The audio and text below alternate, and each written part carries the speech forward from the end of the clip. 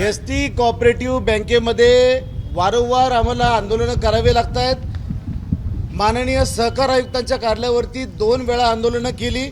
या आंदोलनातून सहकार आयुक्तांनी आरबीआयकडे या संचालक मंडळाच्या बरखास्तीची शिफारस केल्याचं आम्हाला समजतंय। पण सदावर्तींनी या बँकेमध्ये कसं लाटून खाल्ले याचे डळडळीत पुरावे आम्ही तुमच्या समोर आज घेऊन आलेलो आहेत। कागदोपत्री पुरावे आहेत, ज्यामध्ये बँकेमध्ये भ्रष्टाचार करून त्यांनी कामगार भरती केली। ही भरती करताना माझ्या शेजारी जे इसम उभे आहेत डोंगरे नावाचे, त्या डोंगरेंकडून 11 लाख रुपये घेतले। पैकी ऑनलाईन त्यांनी 6 लाख रुपये घेतले, 5 लाख रुपये कॅश घेतले। खेडकर नावाच्या संचालकांनी ते घेतल्याची एंट्री त्यांच्याकडे आहे। त्यानंतर त्याच्याकडे ते पैसे मागायला गेल्यानंतर त्या संचालकानं जर माझं नाव बाहेर आलं, जर तू कुणाला सांगितलं तर डायरेक्ट डोक्यात गोळ्या घालील, त्याचा व्हिडिओ त्यांच्या मोबाईलमध्ये आहे। अशा प्रकारची दादागिरी संचालक मंडळाकडून सदावर्तींच्या संचालक मंडळाकडून केली जाते।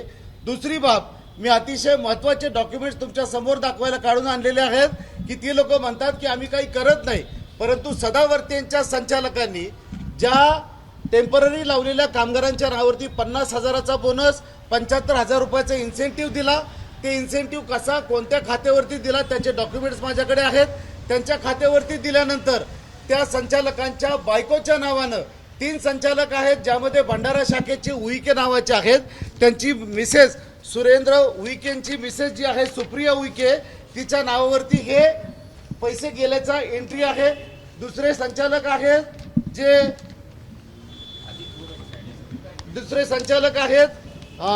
सीतापराव नावाचे, एक सुप्रिया उईके नावाच्या संचालकांचे मिसेस आहेत, सीतापराव नावाचे संचालक आहेत।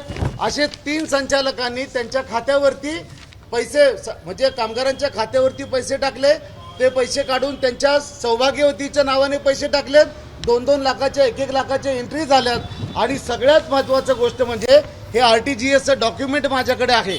हे जे कामगारांना पैसे दिले आणि संचालकांनी काढून घेतले त्याच्यातून त्यांनी त्यांच्या पैशानं गाड्या घेतलेल्या आहेत।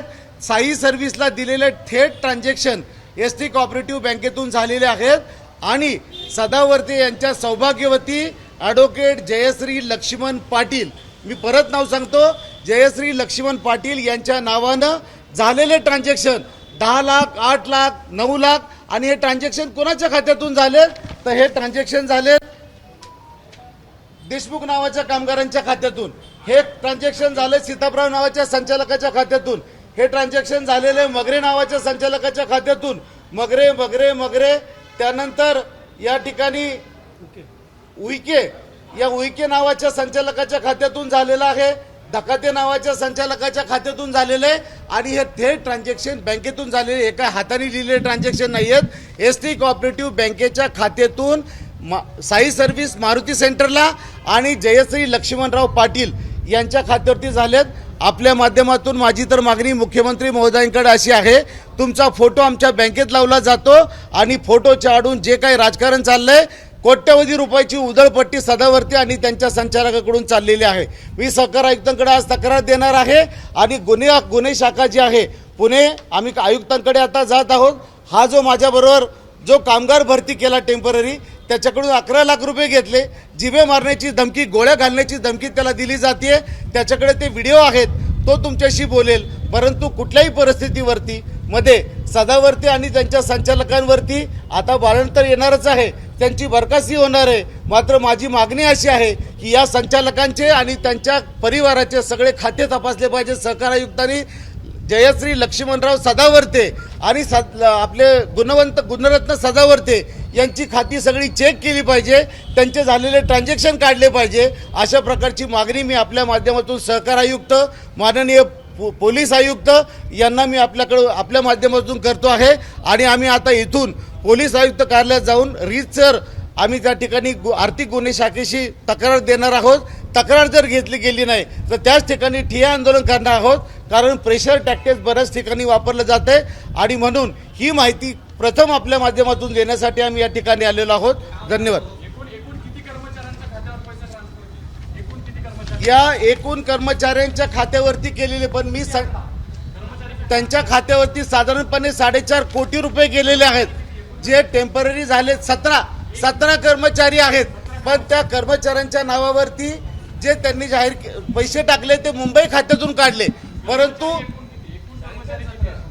17 कर्मचाऱ्यांच्या खात्यावरती टाकले, पण माझ्याकडे जे स्टेटमेंट आता आलेले आहेत हे 3 संचालक विद्यमान संचालक आहेत, त्यांच्या सौभाग्यवतीच्या नावाने त्या कर्मचाऱ्यांच्या खात्यातून पैसे डायरेक्ट ट्रान्सफर केल्याच्या नोंदी माझ्याकडे आहेत. मी संदीप शिंदे, अध्यक्ष महाराष्ट्र एसटी कामगार संघटना. आता या माणसाची कर्मकहाणी जर ऐका. 17 कर्मचारी नाव. माझं नाव शिवनाथ जगदीश डोंगरे. माझं नाव शिवनाथ जगदीश डोंगरे. मी राहायला ठाण्याला.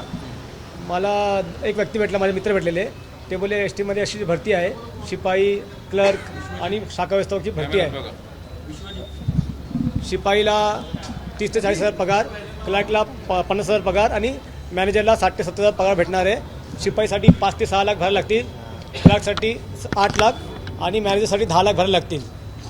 तर माझी परिस्थिती म्हणजे मला पगार कमी होती आणि माझी फॅमिली मोठी, 3 मुलं, मला आई वडील अशी फॅमिली असताना मी एवढं 60-70 हजार पगार भेटेल तर माझा पुढची लाईफ चांगली जाईल. त्या हेतून मी लोनच्या हेतून मी होकार दिला. आणि त्यांनी माझी ओळख सुनील मालुसरे अँटी करप्शनमधले साहेब आहेत, त्याच्याशी विजय वाघ राहायला दिवा, त्याच्याशी ओळख करून दिली. आणि त्यांनी माझी ओळख करून दिली आदिनाथ खेडकर, जे संचालक दत्तात्रय खेडकरचे भाऊ आहेत, त्यांची ओळख करून दिली. ते म्हणाले की तू 10 लाख भरायचं, तुला आम्ही शाखा व्यवस्थापक पद देऊ आणि 60 ते 70 हजार पगार तुला देणार आहे. पण सांगितल्याप्रमाणे नंतर मी त्यांना पैसे 5 लाख ऑनलाईन पाठवले विजय वाघला आणि सुनील मालुसरेला, 2.5 लाख ऑनलाईन पाठवले आणि 6 लाख दत्तात्रय खेडकरांना कॅश दिली. मी आपले सदावर्ती साहेबांच्या ऑफिसच्या बाहेर मी 6 लाख कॅश दिली. कधी दिली? ते नोव्हेंबरला दिली, 23 नोव्हेंबरला 2023ला नोव्हेंबरला दिली. तुम्हाला कामावर घेतलं की नाही? कामाला मला घेतला सर, पण मला कॉन्ट्रॅक्टमध्ये घेतला. मला सांगितलं परमनंट एका हातात तुम्ही पैसे द्या, एका हातात तुम्हाला परमनंट जॉब भेटणार आहे आणि शाखा व्यवस्थापक पद भेटणार आहे. पण मला घेताना कॉन्ट्रॅक्टमध्ये घेतला आणि क्लार्क म्हणून घेतला मला. मी त्यांना सांगितलं की साहेब तुम्ही मला सांगा, शाखा व्यवस्थापक म्हणून घेणार होते आणि 60 ते 70 हजार पगार देणार होते, पण तुम्ही मला क्लार्क घेतात. ते बोलतात तुम्ही 2-3 महिने प्रॅक्टिस करून घे, शिकून घे सर्व, मग तुला आम्ही शाखा व्यवस्थापक बनवतो. आणि त्यांनी 2-3 महिने गेले, 6 महिने गेले साहेब, पण त्यांनी मला ना परमनंट ऑर्डर दिली, ना 50 ते 60-70 हजार पगार दिली, ना शाखा व्यवस्थापक पद दिला मला. मी सांगितलं साहेब तुम्ही सांगितल्याप्रमाणे मी लोन काढलेला बँकेतून लोन काढला, त्याचा हप्ता 40 हजार हप्ता आहे. तर मला 60 ते 70 हजार पगार आली असती तर मी 40 हजार हप्ता भरला असता लोनचा. पण आता मला पगार तेवढी येत नाही, फक्त मला 20 हजार तुम्ही पगार देता कॉन्ट्रॅक्टवरती. तर मी हप्ता भरणार कसा आणि खाणार काय? मी घरी माझी 3 मुलं आहेत, त्यांचं शिक्षण मी कसं करणार? मला एक तर तुम्ही सांगितल्याप्रमाणे 60 ते 70 हजार पगार द्या किंवा मला माझे पैसे परत करा. तर असं सांगून पण ते माझे पैसे परत करत नव्हते.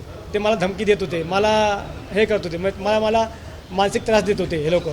मग मी जास्त त्रास दिल्यानंतर, त्यांना मी जास्त मागे लागल्यानंतर, मी आणि माझी आई सतत त्यांच्या 6 महिने त्यांच्या मागे लागल्यानंतर त्यांनी मला फक्त 6 लाख माझे परत केले आणि माझ्याकडून राजीनामा जबरदस्तीने लिहून घेतला की राजीनामा लिहून दे म्हणून. आणि हा व्हिडिओ आहे. मागणी काय आहे तुमची? याची माझी मागणी आहे की हा व्हिडिओ आहे, हा व्हिडिओ तो व्हिडिओ पाठवा. नाही गोळी घाला व्हिडिओ व्हॉट्सअपला पाठवते, शेतकरी दिसणार नाही कॅमेरा. बरं ऐका ना, आता थोडक्यात तुम्ही मागणी सांगा तुमची.